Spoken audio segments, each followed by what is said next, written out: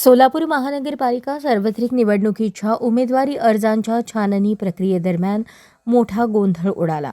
छाननी स्थळी प्रवेशावरून काँग्रेस आणि शिवसेना नेते आणि पोलीस प्रशासनामध्ये जोरदार वादावादी झाली. काही काळ वातावरण तणावपूर्ण बनले होते. उमेदवारी अर्ज छाननीच्या वेळी उमेदवारांसोबत आलेल्या वकिलांना गेटवरच पोलिसांनी आत प्रवेश देण्यास मज्जाव केला. यावर आक्षेप घेत शिवसेना जिल्हाप्रमुख अमोल शिंदे, काँग्रेसचे शहराध्यक्ष चेतन नरोटे यांनी पोलिसांना जाब विचारला. यावेळी दोन्ही बाजूंमध्ये तू-तू-मैं-मैं सुरू झाल्याने उपस्थितांमध्ये खळबळ उडाली. नेत्यांनी सांगितले की निवडणूक नियमांनुसार उमेदवारांना कायदेशीर सल्ल्यासाठी वकील उपस्थित ठेवण्याचा अधिकार आहे.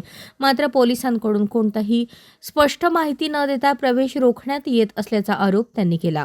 दरम्यान पोलीस प्रशासनाने वरिष्ठांच्या आदेशानुसारच प्रवेश नियंत्रण ठेवण्यात येत असल्याचे स्पष्ट केले.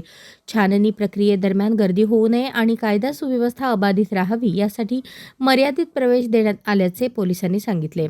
महापालिका निवडणुकीच्या पार्श्वभूमीवर आधीच राजकीय वातावरण तापलेले असताना आजच्या या घटनेमुळे निवडणूक प्रक्रियेदरम्यान तणाव वाढण्याची शक्यता व्यक्त केली जात आहे.